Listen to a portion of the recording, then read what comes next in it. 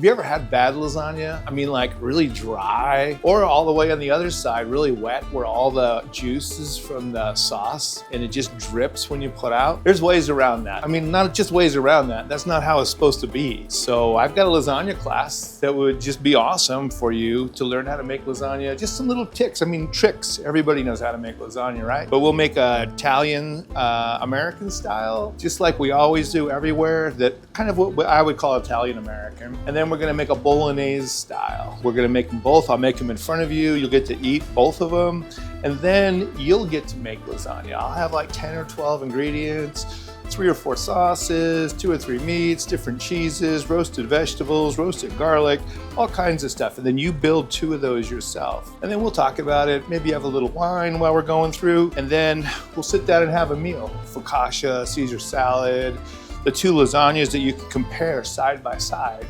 And then you get to take 2 lasagnas home. So 3 meals in the whole deal for you, at least. Then you'll learn how to not make dry or soggy lasagna. So this class is gonna be first come, first serve. So if you're interested, comment lasagna, we'll send you the link. And I really, really hope to see you there.